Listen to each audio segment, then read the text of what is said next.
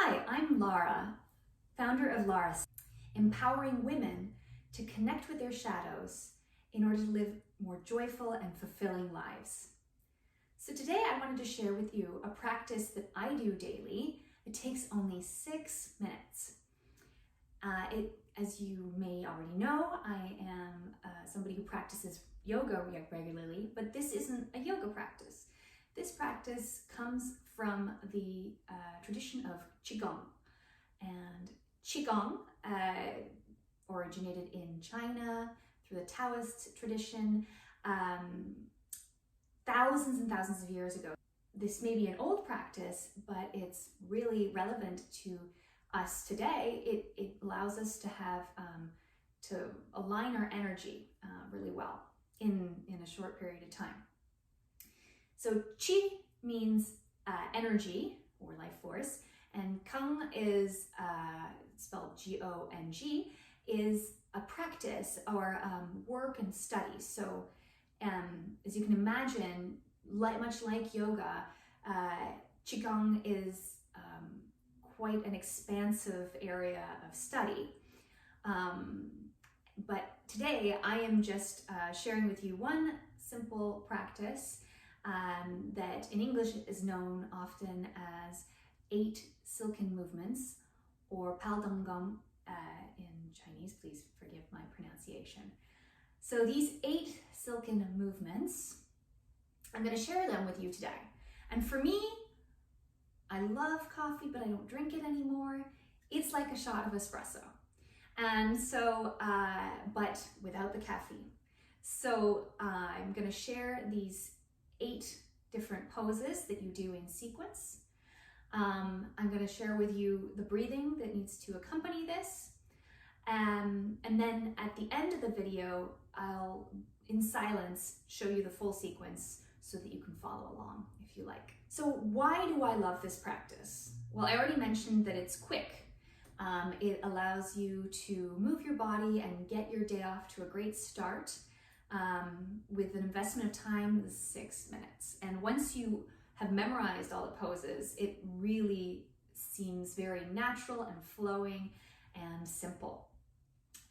The second reason is because modern physiology actually tells us that we need to move our body in 3 dimensions.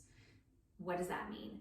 So we need to move our body along vertically. So if you look at your body being cut in half from left to right, we need to move our body horizontally from up and down, and then also from front to back. And the 8 Silken Movements do all of that.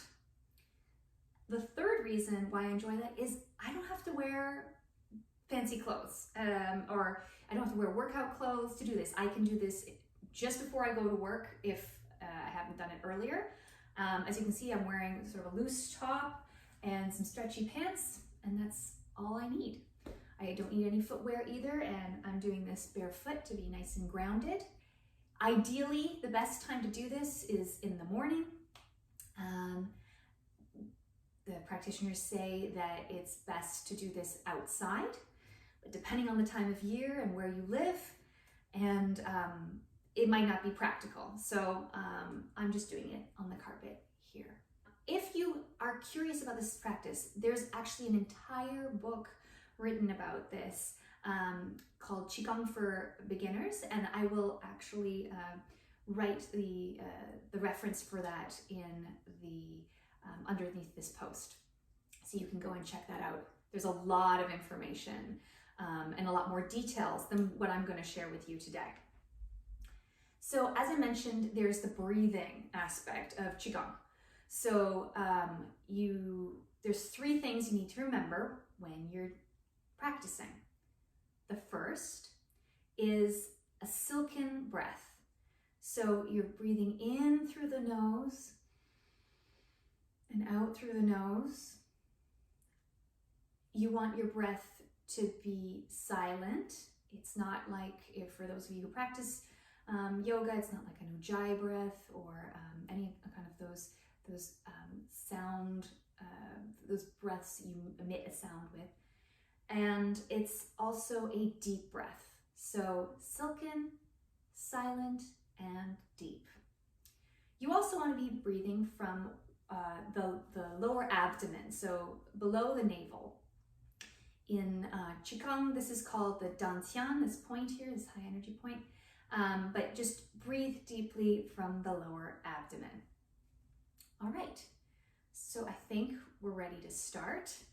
So the first pose, you're going to be standing, and I'm going to try and show you my feet a little bit, but you're standing nice and grounded into the earth.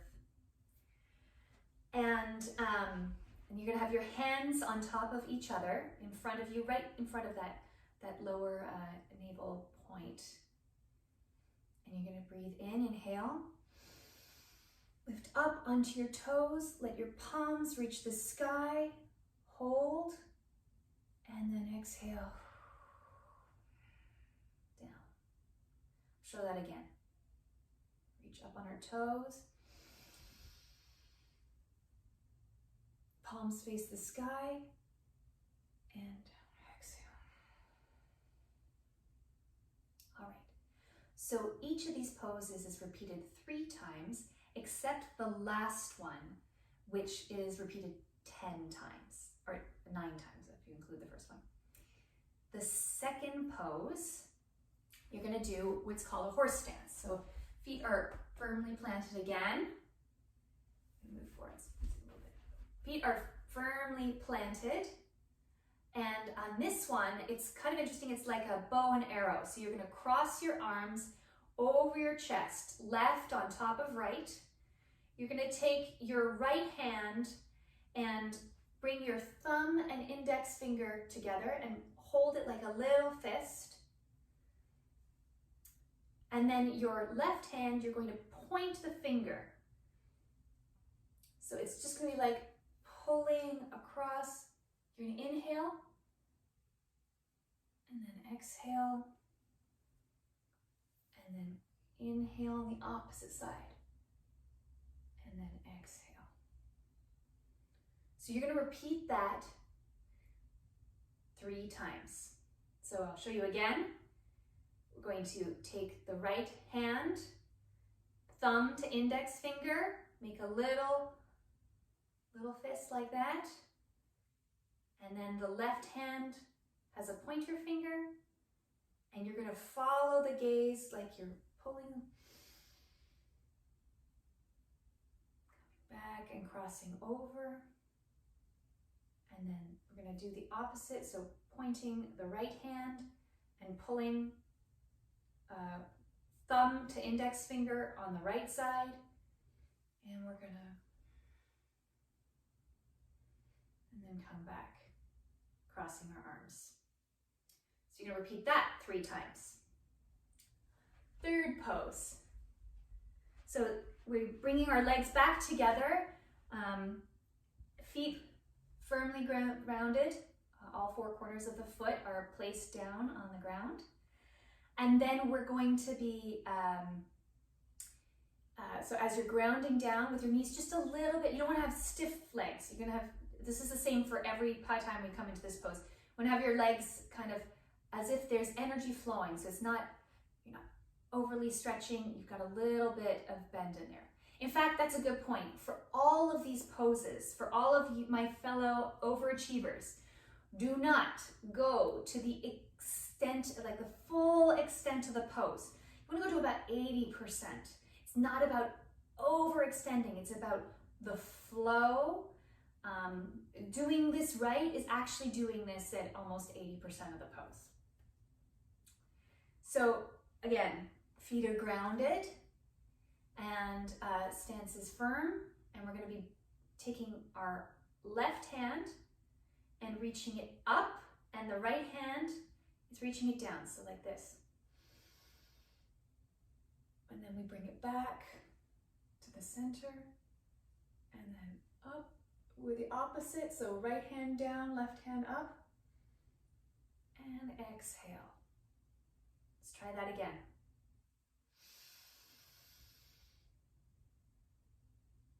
And bring your hands back to the lower navel, and right hand down, right palm up, left palm down, and bringing it back to the navel. All right, so you're going to repeat that 3 times. Next, this one I quite enjoy. So left arm again, you'll see I opened up my legs to that horse stance again, where I've got my feet out to the side a little bit. Let me try and show you there. They're out angled at like 45, and you want to have your knees aligned, following sort of where the big toe is. So you got that nice sort of grounded horse stance, like you were riding a horse. So just so you can see the rest of the pose here. So we're grounded here. We cross our arms left to over right to start. We're going to breathe in through the dantian again. And then open your arms wide to the left. And you're looking back to the left. Again, don't go to the full extent of the pose. You're breathing in, and then you breathe out. Exhale as you bring your arms back in. We're going to go to the right side now. Breathing in. Nice stretch in the back, chest open, and back into the center. I'll show you that one more time. So we're going to breathe in and breathe out. Inhale and exhale. That's pose number 4. Next pose, it incorporates 3 poses in one.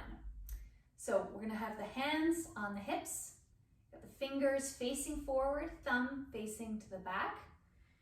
We're going to be sort of in that, not quite the horse stance, but feet over the shoulders alignment. Still have that little bit of a bounce in our legs. And we're going to be tipping to the left, to the right, forward, backwards. You're going to pay attention when you go backwards. You want to, like, you're already breathing from your lower abdomen, but pull in your abdominals. If you're not used to doing this, it's just a means to protect your lower back, so don't overdo it. In fact, if you have any medical conditions, please talk to your practitioner before you go through this sequence. So we're going to go side to side, front to back, and then we're going to move our head in those 4 directions as well. So I'll show you what that looks like. You inhale to the right, left, and hold. Exhale to the middle. Inhale to the left, right, sorry. Inhale to the middle, exhale to the middle. Inhale forward. And up. And exhale.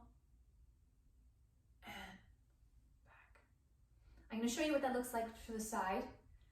So we're going to do that again. Inhale to the left. And into the middle. Inhale to the right. Exhale to the middle. Inhale forward. Exhale to the middle. Inhale back. And then exhale to the middle. And then we're going to be moving to the head. Right to the middle. Inhaling to the left. To the middle. Inhaling forward. To the middle, inhaling back to the middle. Inhaling left to the middle, inhaling right to the middle, inhaling forward to the middle, inhaling back to the middle. All right, so once again, that whole pose, you're going to repeat that 3 times. So this next pose, you're going to be bringing your legs closer together again. So hips width apart. And we're essentially going to be folding down and coming back. You can grab your toes if you can. If you can't grab your toes, bend your knees and you can grab your ankles or whatever, your shin. but make sure you don't overextend your legs like that. You want to, if you need, in order to move forward, you need a little bit of movement in your knees, that's totally fine. So, and then after coming back up, we're going to bend backwards. So I'm going to show you in two directions here. So inhaling forward. And then you're going to trace up your legs, the inside of your legs. And then put your hands on your kidneys. And then you're going to bend backwards. You exhale to the middle. So I'll show you that again from the side.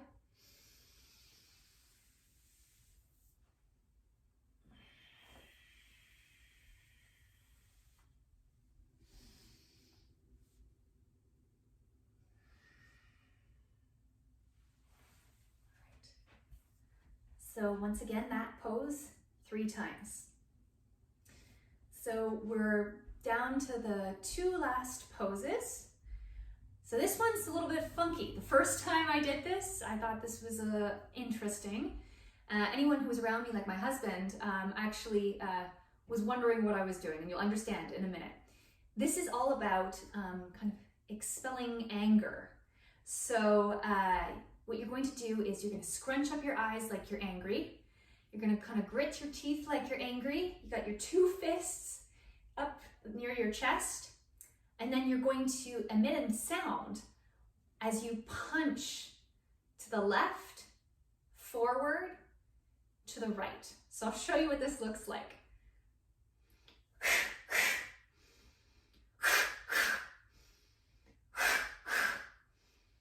So one thing you need to know is that you're inhaling and then you're exhaling, making that sound as you punch, right? So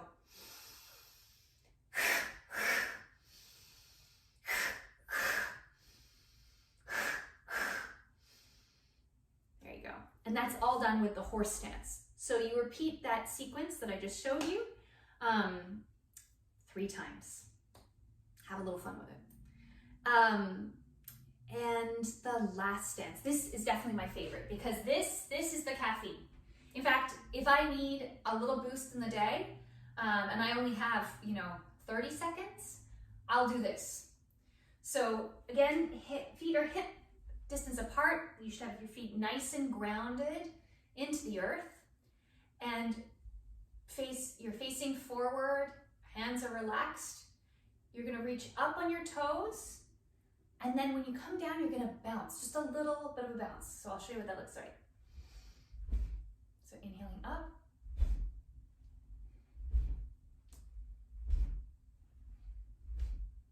So I'm moving the camera, it's not an earthquake. So if you're gonna repeat that one 10 times. And that's it. You might wanna end with a little bit of gratitude for taking care for your body being able to move in these ways. Gratitude to those who created this beautiful practice, and gratitude to yourself for taking the time to honor your body. So I invite you to challenge yourself and take the time to, you can review these poses.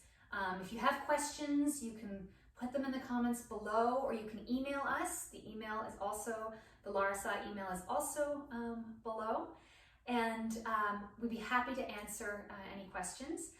Once again, if you have health challenges, it is advisable for you to talk to your healthcare practitioner before you start these. However, this is a great practice, and I invite you to do this for 30 days in light and love. Until next time.